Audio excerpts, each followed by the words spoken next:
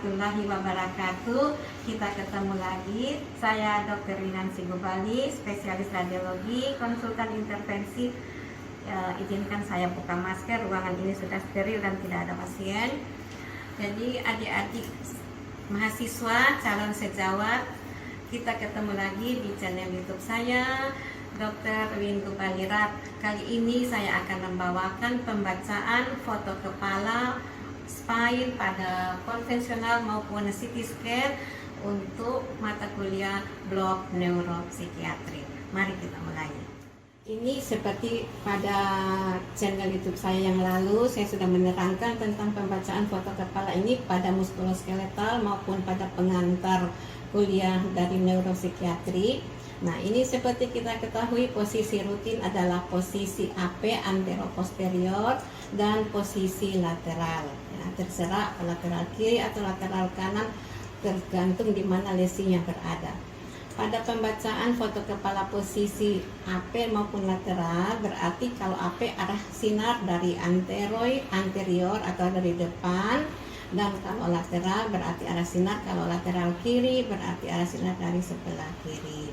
Nah, apa yang perlu diperhatikan pada pembacaan foto kepala ini? Kita melihat struktur tulang atau alignmentnya dari os calvaria. Jadi ini alignmentnya intact, tidak ada garis-garis fraktur. Cavum orbitanya juga bagus, ya. Kemudian ini adalah gambaran sinus frontalis, ini adalah sinus maxillaris, ini septum nasi. Adik-adik mahasiswa, calon rekan sejawat, nah sudah saya jelaskan tadi bahwa foto rutin kepala itu adalah posisi anteroposterior, posisi lateral, dan ini adalah posisi waters. Sebelum kita melakukan pembacaan foto, selalu diingat bahwa pasien itu seolah-olah berhadapan dengan kita. Jadi pertama-tama, jadi ini kita matikan dulu. Ya. Pertama-tama kita nyalakan dulu box lampnya. Ya. Lalu kemudian kita melakukan pemasangan foto. Perhatikan dulu identitasnya. Jadi identitasnya ini saya sudah tutup karena tidak etis kita menampilkan nama pasien. Kemudian perhatikan umur, usia, karena kadang-kadang ada nama yang sama, usianya berbeda. Paling bagus itu dituliskan seperti ini, tanggal lahir, bulan, dan tahun, agar tidak tertukar nanti. Lalu kita perhatikan marker, ya. L berarti left, artinya kiri, ya. L kiri. Kemudian kita perhatikan juga posisinya ini, apakah sudah betul atau tidak. Jadi kita pemasangannya seperti ini. Jangan pasang begini, ya. Nah, ini sudah salah. Karena apa? Karena L-nya di sini. Selalu bahwa pasien berhadapan dengan pemeriksa. Jadi kanannya pasien adalah kirinya pemeriksa. Demikian sebaliknya, kirinya pasien adalah kanannya pemeriksa. Jadi kita pasang foto seperti ini, ya. Nah, kemudian ini foto waters. Nah, tadi saya sudah jelaskan bagaimana foto kepala yang normal.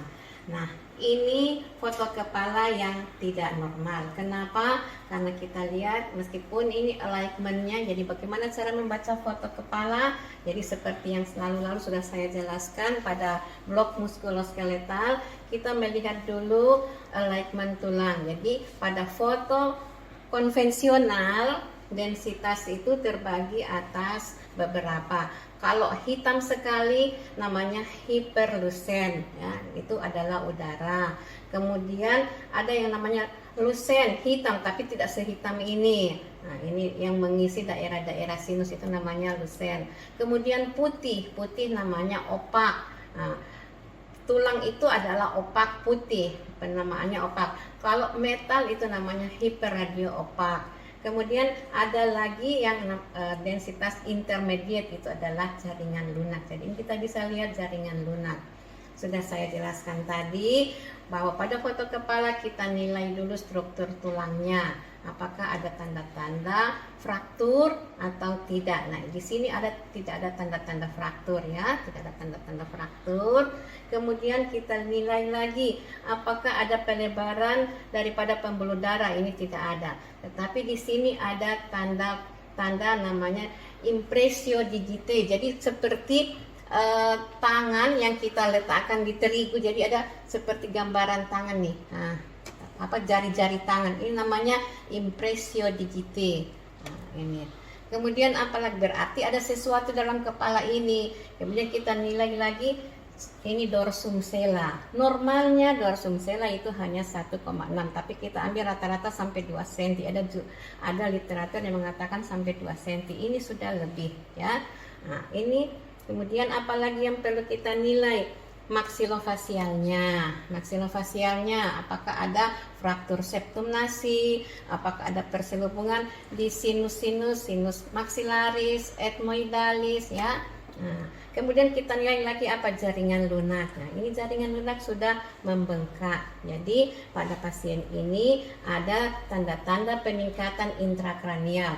Kemungkinan dia mengalami perdarahan otak ya, karena kalau kita lihat lagi klinisnya ya, makanya kalau menjadi seorang klinisi nanti janganlah pelit memberikan informasi, jangan hanya menulis foto kepala, jangan. Jadi pasien dengan curiga adanya trauma kepala, mohon foto kepala posisi apelateral seperti ini ya. Jadi ini ada kemungkinan ada perdarahan otak, bisa kita lanjutkan kalau pada center itu mempunyai modalitas lain seperti CT scan, kita bisa lanjutkan permintaan CT scan ya.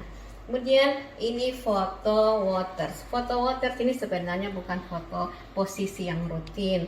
Dia menilai adanya sinus paranasalis ya. Ini kita tahu bahwa ini sinus sama seperti yang lain ya, kita menilai tulangnya dulu dan sebagainya. Nah, ini adalah sinus frontalis, ini maxillaris, ethmoidalis, karena kita bisa melihat sinus sphenoidalis.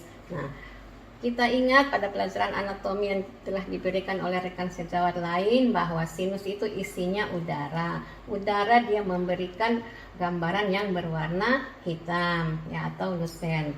Nah, sinus maxillaris ini harusnya hitam. Jadi ini pasien yang berbeda ya. Jadi lihat pada posisi ini sinus maxillarisnya ini hitam, di sini warna putih. Berarti ada perselubungan, berarti ada cairan yang menutupi daerah sini ya.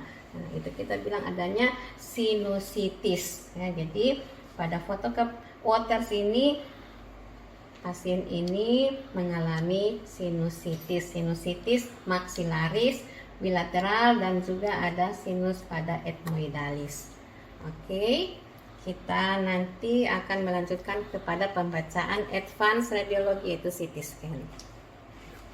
Ya, ini kita masuk ke advance radiologi. Sebenarnya ini ada permintaan saya karena pada CSL maupun materi-materi di tempat lain itu mereka tidak mengajarkan advance radiologi, tetapi berhubung UNG mempunyai visi sebagai fakultas kedokteran yang lebih difokuskan pada bencana, maka saya mengajarkan advance radiologi pada pembacaan CT scan ya.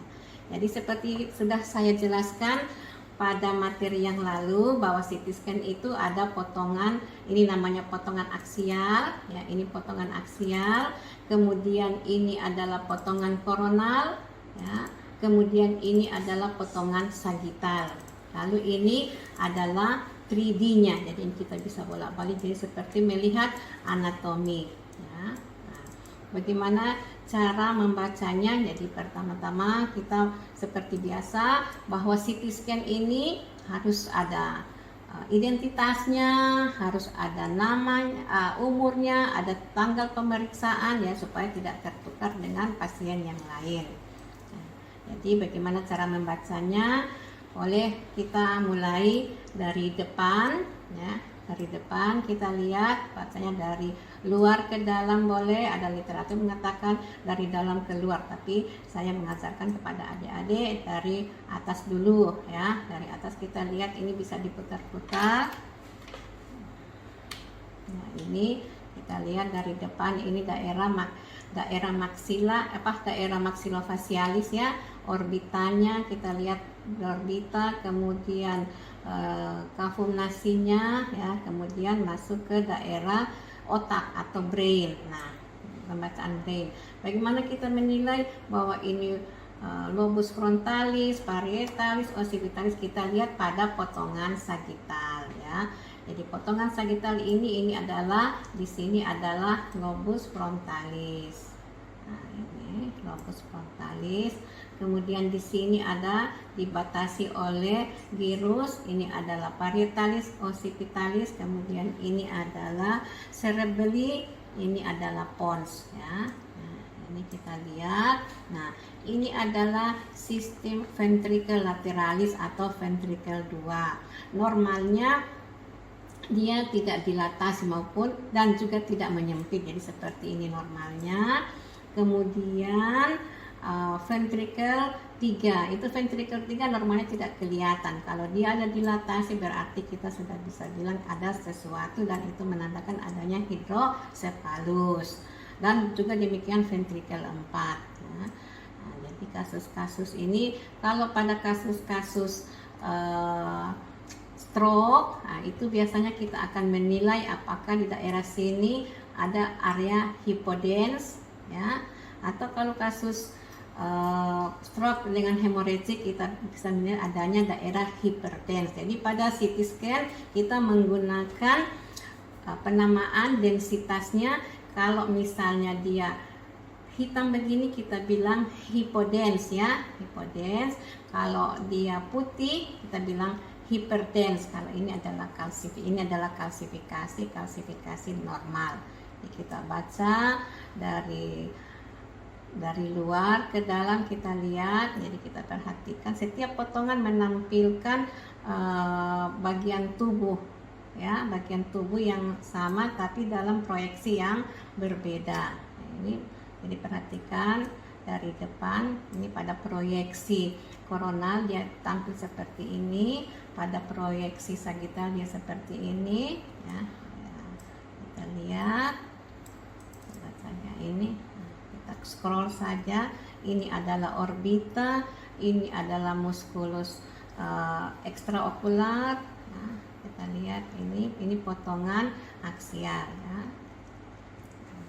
Ini adalah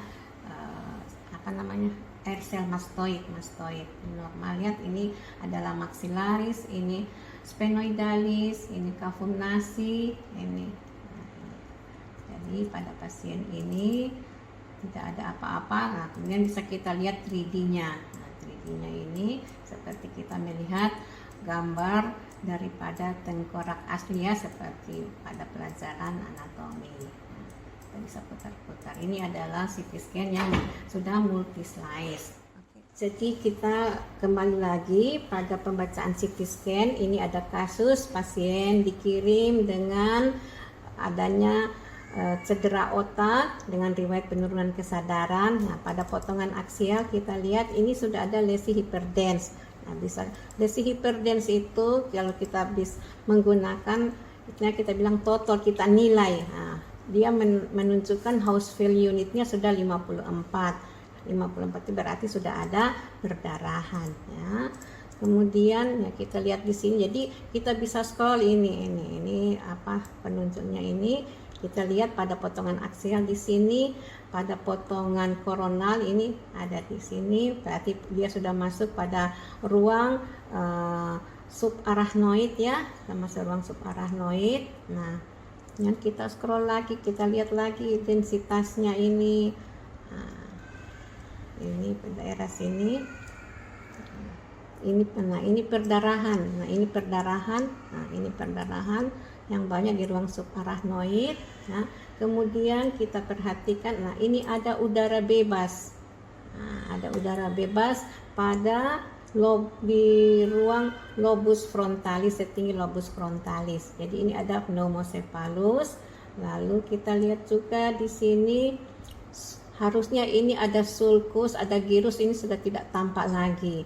Jadi sulci dan girinya sudah mengalami obliterasi. Perhatikan ventrikelnya. Ventrikelnya sudah menyempit, sangat menyempit akibat dari tekanan ini. Adanya perdarahan, kemudian adanya udara atau pneumocephalus menyebabkan penekanan terhadap ventrikel dan struktur parenkim otak, menyebabkan adanya udema. Ya. Kemudian kita nilai daerah maksilofaksialisnya. Nah ini ethmoidnya sudah berisi area hyperdens ya. Nah, ini sudah juga, ini sphenoidnya sudah terisi. Jadi sudah ada ini kavum-nasinya sudah terisi lagi. Jadi ini sudah ada hematosinus. Kita bisa lihat ini window daripada brain. Nah, kita bisa lihat lagi menilai window tulang. Kita ambil di sini. Nah, ini window tulang. Ini namanya window tulang. Jadi ini mesin semua yang ini. Nah, ini densitasnya seperti ini kita lihat. Nah, ini ternyata ada fraktur ya.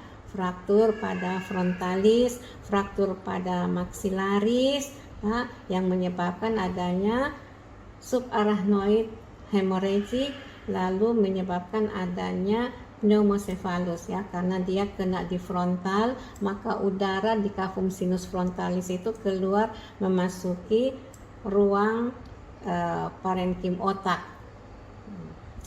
Ini kita kembali ke window brain. Nah, kita lihat pada ini, kita membantu juga 3D. Nah, ini ternyata banyak fraktur di sini ya, di maksila sampai ke lantai dasar orbita.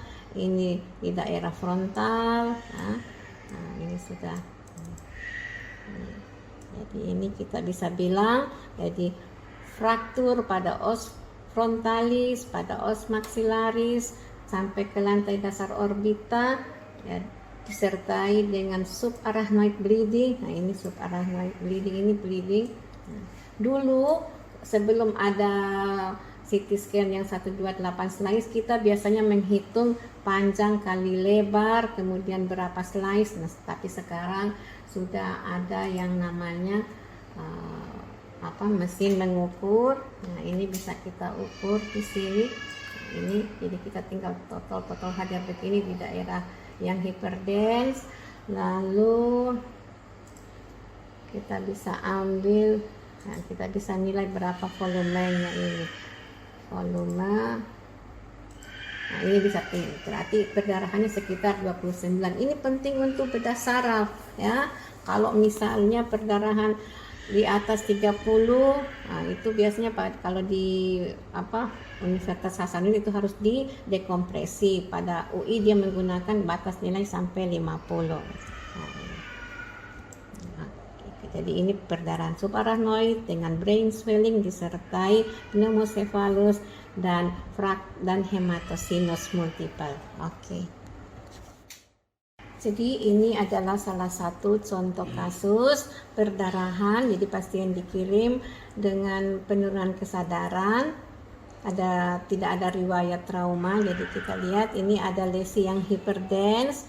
Kalau kita nilai berapa densitasnya menggunakan Hausfeld unit, ini sudah antara 70,1, berarti ini adalah perdarahan di basal ganglia dextra. Nah, ini kita lihat di sini daripada potongan aksial, potongan koronal dan sagital. Kita lihat di densitas tulangnya tidak ada garis fraktur ya, garis fraktur tidak ada. Kita lihat juga di daerah 3D-nya tidak ada garis fraktur. Nah, ini berarti pasien ini adalah stroke hemorragik. Ini adalah kemungkinan dia pecah pada pembuluh darah arteri cerebri media kanan. Ya, ini jadi kita lihat ini. Jadi kita bisa ukur juga berapa volumenya. Nah, ini kita bisa ukur sekitar situ. Ini kalau karena dia sudah 128 slice ya, kalau masih di bawah itu jadi sekitar ini volumenya. Jadi belum hanya diberikan terapi medikamentosa, belum perlu dilakukan dekompresi. Oke. Ini adalah kasus dengan dikirim dengan hidrosefalus. Nah, dokter daripada bedah saraf itu akan menilai apakah ada massa tumor atau tidak dan dilakukan untuk pemasangan VP shunt. Jadi ini kita nilai, kita lihat sistem ventrikelnya sudah demikian dilatasi ya, ventrikel lateralis atau ventrikel 2 sudah dilatasi, kemudian ventrikel 3-nya juga sudah dilatasi. Nah, ini sudah sangat dilatasi. Pada 3D kita lihat bentuk kepala ini seperti ini, khas untuk hidrosefalus ya, khas untuk hidrosefalus. Nah, ini kita lihat apakah ada massa tumor atau tidak. Ternyata ini adalah kita bilang non obstruktif hidrosefalus. Ini hanya memperlihatkan sepintas kilas saja. Untuk lebih jelasnya, kalau siapa yang suka masuk radiologi silakan mempelajari lebih dalam. Oke. Ini adalah kasus ya dengan hemiparesa sinistra. Nah, ternyata di daerah cerebridextra ya, pada lobus temporo parietal sampai occipitalis itu ada lesi hipodens. Kita nilai dulu, densitasnya. Nah, itu 19 ya, densitasnya sudah 19. Nah, ini kasus adalah iskemik. Jadi akut iskemik. Kenapa dibilang akut? Karena sudah tidak kelihatan lagi, sulci dan dirinya sudah menghilang. Ini biasanya adalah kasus emboli ya. Jadi mungkin dia ada riwayat hipertensi ataupun ada di riwayat penyakit kardiovaskuler ya. Oke. Ini pasien ya dikirim dengan sefalgia. Dilakukan pemeriksaan CT scan. Ternyata pada potongan aksial itu terlihat adanya lesi hipodens ya. Ini lesi hipodens di kapsula interna. Ini ada juga beberapa lesi hipodens kecil-kecil. Ini lagi juga ada terbilang lesi hipodens yang lakune atau lakuna infar. Lalu ini sistem ventrikelnya sudah dilatasi, sulci dan girinya juga sudah prominent. Kita bilang dia sudah mengalami atrofi.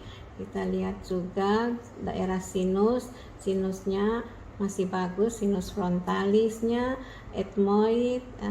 Di sini sinusit, di sini di daerah maksilaris ada berselubung. Nah, ini ada berselubung. Kita nilai lagi di sini berapa densitasnya.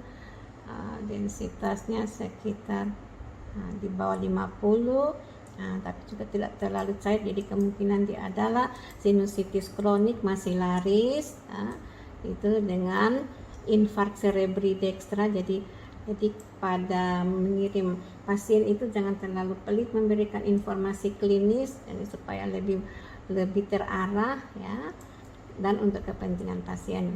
Kemudian ada hidrosefalus ex vacuo karena proses degeneratif. Nah, ini ya. Dan ada sinusitis maksilaris. Oke. File CT scan dalam bentuk seperti ini, tetapi sekarang dengan adanya kemajuan teknologi maka diberikan dalam bentuk CT dan sekarang sudah menggunakan PACS, sehingga apa yang ditampilkan oleh CT scan gambar monitor akan bisa dibaca oleh rekan sejawat lainnya. Akan bisa dilihat ya, nanti mengekspertisnya adalah dokter radiologi. Oke, kita lanjut pada pembacaan spine. Kita lanjutkan lagi, kali ini kita akan melakukan pembacaan foto ya, foto servikal. Jadi ingat bahwa spine itu terbagi atas servikal ada 7, torakal ada 12, dan lumbal ada 5, tapi kadang-kadang ada variasi normal dia menjadi 6. Namanya lumbalisasi. Nah, ingat ya, selalu pasien berhadapan dengan pemeriksa. kanannya pasien adalah kiri pemeriksa. Kemudian perhatikan apakah ada identitas atau tidak. Kemudian usia, paling bagus kalau mencantumkan tanggal lahir, bulan, dan tahun. Kemudian perhatikan waktu pemeriksaannya, ya, kapan, tanggalnya kapan. Ya, karena itu penting ketika pasien melakukan kontrol. Jadi ini tanggalnya 16 Februari 2019. Jadi cara pasangnya di box lem begini. Nah, ini. Nah, apa yang kita nilai? Kita nilai, ingat lagi bahwa densitasnya pada plain, pada foto konvensional terdiri atas lusen dan opak. Nah, tulang adalah opak karena dia mengandung kalsium, jadi menampilkan warna putih. Udara tidak mengandung kalsium, jadi dia menampilkan yang hitam. Jadi kita perhatikan alignmentnya, jadi hubungan antara ruas tulang satu dengan yang lainnya. Lihat, ini adalah C1, C2 ditandai dengan prosesus spinosus yang besar. Jadi ini C1, C2, C3, C4, C5, C6, dan C7. Ya. Kita lihat ini prosesus spinosusnya ini simetris, menandakan dia tidak ada apa-apa, ya, tidak ada garis fraktur. Jadi alignmentnya bagaimana, kemudian B-nya bone density-nya bagaimana, kemudian celah sendi, jadi diskus intervertebralisnya apakah ada menyempit atau tidak. Kalau ini tidak ada, ya, diskus intervertebralisnya. Kemudian jaringan lunak, ya, jaringan lunak di paravertebralis, apakah ada swelling atau ada bengkak atau tidak. Jadi ini foto servikal yang normal. Oke, ini adalah foto torakal, ya. Bagaimana kita melihat torakal?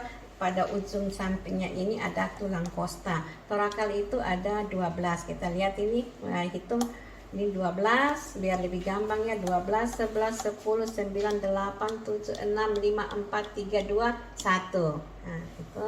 Kemudian ini adalah prosesus spinosus. Nah, penting kalau misalnya dia simetris berarti tidak ada hidden fracture atau listesis yang tersembunyi. Kemudian ini adalah pedicle, gunanya untuk menilai kalau misalnya pasiennya tua, laki-laki, kalau dia hilang berarti kemungkinan ada bone metastasis. Nah, jadi bagaimana cara pembacaannya seperti yang lain-lain. Jadi alignmentnya, ya, jadi alignment daripada torakal bagus, kemudian mineralisasi lumbal juga bagus, tidak ada penyempitan diskus, ya. Kemudian prosesus spinosusnya simetris, pedikelnya intakt. Nah, jadi ya, bagus-bagus semua, kecuali mungkin ini artefak atau mungkin ini adalah batu empedu. Nanti kita dilakukan anjuran untuk pemeriksaan USG abdomen. Oke. Nah, ini foto lumbosakral, lumbal dan sakrum Jadi kita tahu bahwa lumbal itu ada 5, tetapi pada kasus variasi normal dia bisa 6. Jadi kita mulai hitung, ini kan batas daripada torakal. Jadi ini lumbal 1, 2, 3, 4, 5, 6 berarti dia lumbalisasi. Nah, ini dia sudah kurva fisiologisnya sudah berkurang. Nah, kita bisa lihat apakah ada unstable pelvis atau tidak. Nah, ini kita bikin garis ini, kemudian kita ambil titik pertengahan, lalu kalau misalnya dia jatuh di depan promontorium ini berarti dia sudah mengalami unstable pelvis. Jadi pelvisnya sudah tidak stabil lagi. Ini kemungkinan mungkin pasien umur 51, ibu-ibu kebanyakan mungkin suka pakai hak tinggi atau high heels. Nah, ini sudah ada osteofit, sudah ada sklerotik, ya. Jadi ini kita pembacaannya, ya, di kurva fisiologis lordokyphosis berkurang dengan weight bearing, jatuh di depan promontorium, ada namanya sudut Ferguson lebih dari normal, ya, normalnya 45 derajat. Kemudian mulai ada osteofit kecil-kecil pada aspek anterolateralis, ya, anterior, dan di sini lateral. Kemudian apalagi nilai mineralisasi sudah berkurang, ada penyempitan diskus, kayaknya ini belum ada penyempitannya. Jadi Kesimpulannya, perempuan usia 51 tahun dengan klinis LBP ditemukan adanya spondylosis lumbalis. Nanti kalau misalnya mau pengen lihat lebih dalam lagi apakah kemungkinan ada namanya herniasi diskus, itu kita bisa lanjutkan pemeriksaan dengan MRI. Oke adik-adik sekalian.